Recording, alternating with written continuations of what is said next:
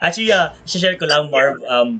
Jeff, because Yeah. when Jeff told me like that you and Dijo said yes, I was like, oh yeah, no, get those guys are cool. Like, and they're like, I told Jeff like, oh, you have to be ready. You prepare and make sure you know your material. You don't want to look stupid in front of those guys. And after she was like, how do you know them? And I told my Jeff's sister, like my wife, told me that, oh, you should have pulled a prank on her. Told her that Marv is her ex, because Jeff had an ex called named Marvin. I was like, oh man, I missed out, man. I should have done that.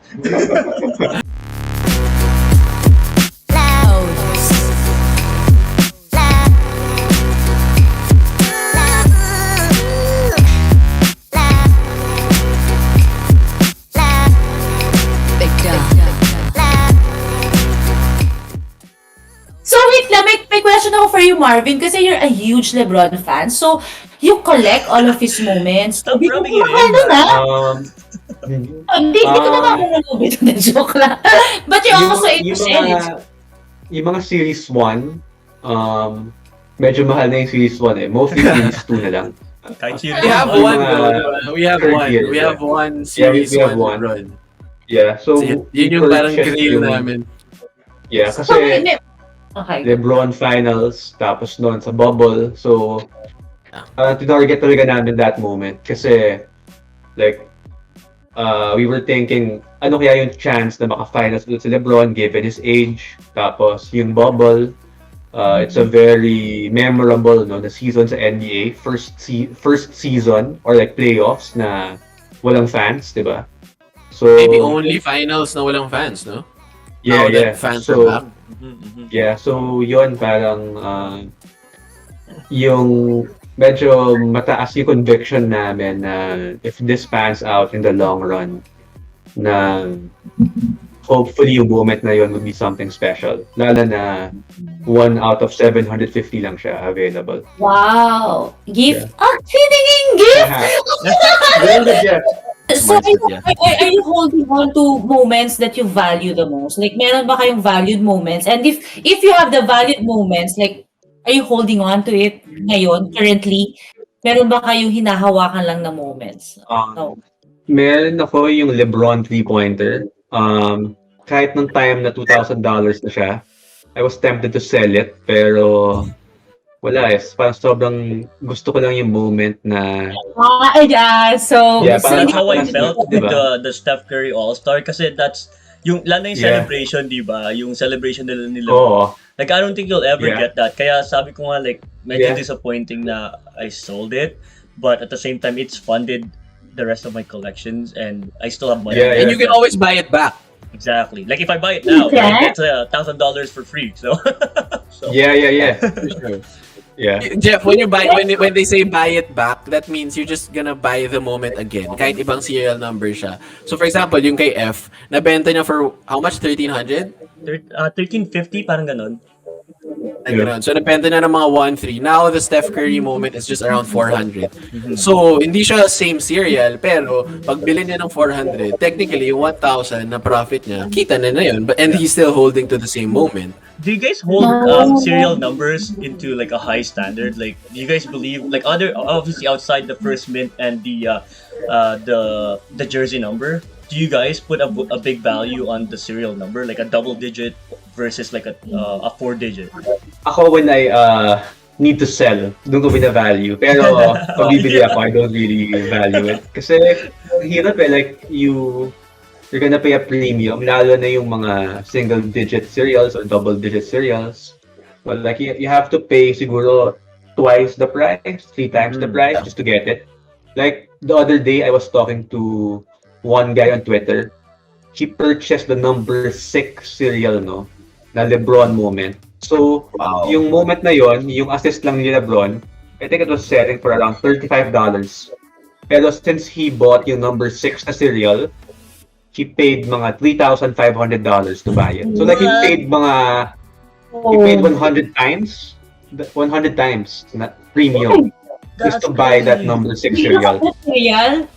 Just because Yeah. of the cereal. Actually, Yeah. guilty as charged din ako eh. Like, when I started, I did Yeah. put a big premium and then I was like, what am I doing, man? This is also, that's speculation. Kasi wala namang data to prove talaga, di ba, na Now that's As gonna well, hold yeah. But it's value not long just term. speculation, it's like 3-layer speculation. Because Yeah. like, Top Shot na nga is speculative as it is, Yeah. and then you put in that second layer pa na Yung parang serial player and number. then yung number, di Yeah, ba? it's much. very serial pa, Too yeah. much. Hmm. Too Parang much. siguro if you find the right buyer na who would value it na more than you or or parang who would value it more than your selling price, no? Yeah. Kunyari si Dingaling, di ba? Like, the way he goes after yung number one cereals, di ba?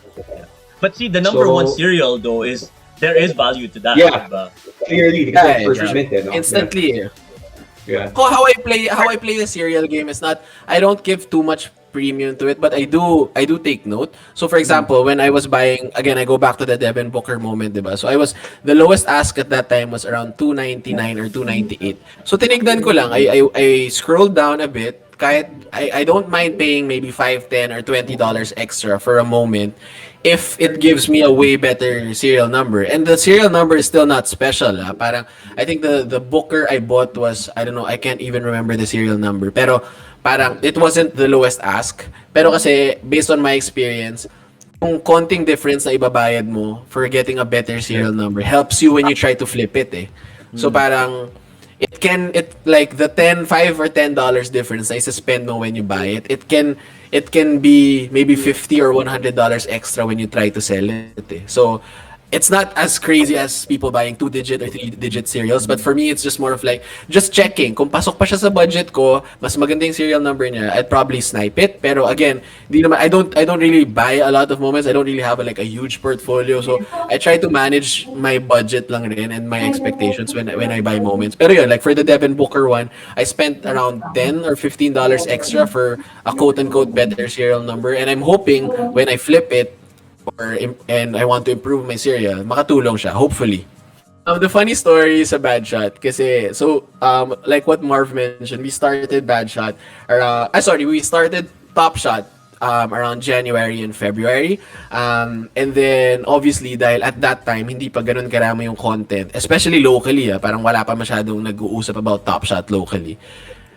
Actually, we had a lot of bad shots when it comes to Top Shot. So, Yeah. we F up so much, and the peak of our ano ba tawag? The peak, yung peak namin na we always love sharing. Yung pinakamasamang nangyari sa amin was we got scammed. Oh, no, we got scammed off market. We parang basically nadakawan kami around 70,000 pesos.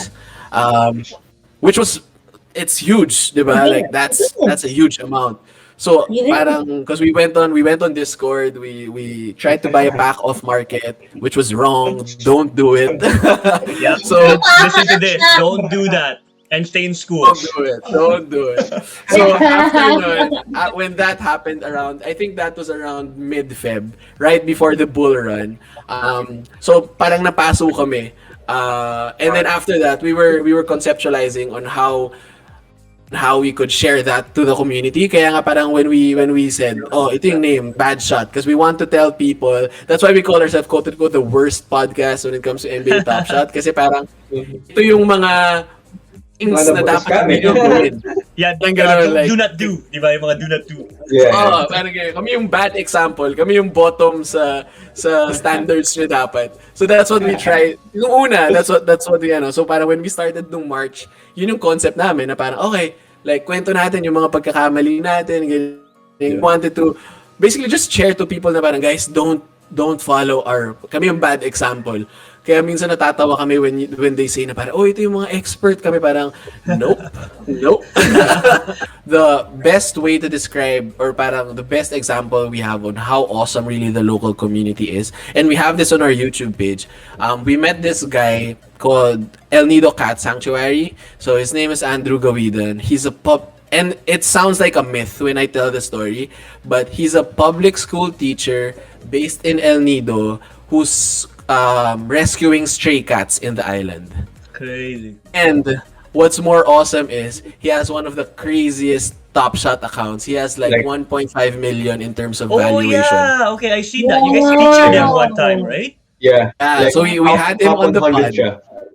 Top 100. Top So we had him on 100 the boy. pod. Wow. we talked about his account and how paano siya nag-start. And he's even younger than us. And then paano siya nag-start, ganyan, kinuwento niya lang. And then yun, after a few weeks na nakilala namin siya, and he was also parang tuning in to what we were doing in Facebook and like our podcasts and whatever, he surprised us with like kahit ako personally, one of the biggest gifts na natanggap ko buong buhay ko. So Yeah. one of our pack opening parties, he hopped in, he opened the pack, and then sinurprise niya kami na parang, guys, I heard your scam. I heard what happened, that you lost around yun nga parang 70,000 pesos or maybe $1,000 worth when you were starting, and I want to pay it back. And he literally hopped on a different stream, on like nag-record kami ng different stream. He bought a Bradley Beal legendary moment for 1,700 and sent it to my account just for nothing. Wow. Sobrang wild. Yung Yeah, lowest that's ask crazy. ng moment na yon was like $1,200. Yeah. Yung binili niya parang serial number 24 pa. Like he paid an extra like $500, $600 just to get that cereal. Parang kami man, yung lowest ask na lang, no? Pero Yeah. sabi, hindi. Wow. You know what? Jeff, Grabe. we'll link It's that crazy. guy's Top Shot account. Whoever, like Jeff's followers or whatever, give that guy like some love. So that's mad props, man. That's Filipino pride and love Yeah. right there, man. Yeah. For sure. Parang, For sure. And what's more noble about what he's doing is he's trying to, yun nga, parang what yung main play niya is parang the more parang earnings he gets from his Top Shot journey, the more he gets to put in dun sa cat sanctuary na binibuild niya. Wow. So parang kami, Nice.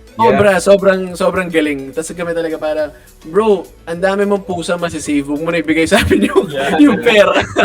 But sabi na hindi, I love what you guys are doing, ganyan. So kami parang, bro, hindi kami mag-no sa gift. Pero again, hindi mo siya kailangan gawin. Wow, that's So, awesome, man. That's some feel good story, man. This is my playoff Let's pack. Yeah. oh, nice. Just for context, bro, we had a pack party last night with yung with our friends, sila Chris Newsom, sila DJ Slick Yeah, Rick. I watched it. And Wait, oh my gosh. packs were crazy bad. Like lahat kami 0 out of 6. Oh my yung god. packs namin. Thanks, man. So maybe Yeah. ubus na namin lahat ng bad Papunta luck. yung- Tapos nandito yung na si swerte. Lebron, lalabas na si Lebron. Good luck, Which one do good you want? luck. Middle. Okay. Oh, all right. Yeah, give me a good one. Give us a good one. Oh, no. Oh man, I thought it was LeBron. How the? Oh. I Oh my see your God. reaction.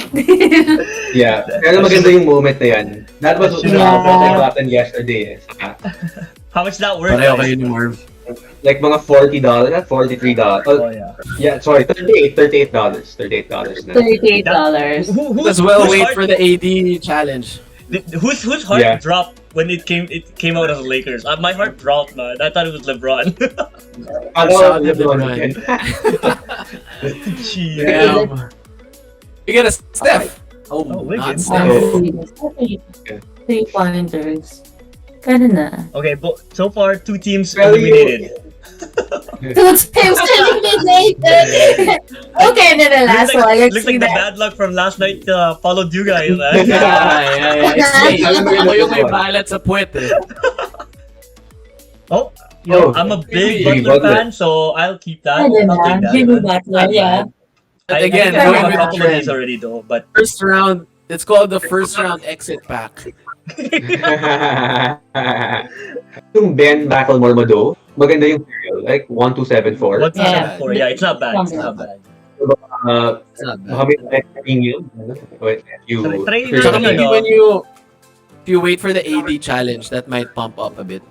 They released already kung sinong included sa Yeah. mga next challenge. Oh, they did. yeah, All the vlog. playoff packs per team will be included in the challenge. So yung sa Lakers, it's the Anthony Davis reward. So that I don't know if that's gonna be too high since they're out and AD sucked in the playoffs. So hindi ko alam kung ano yung price nun, but anything you get from any playoff moment you get will be part of a challenge eventually. Yeah. So Yeah. Oh, that's Kaya good to mataas know yung then. mga I labas I'll ngayon. probably hold then just to wait for that.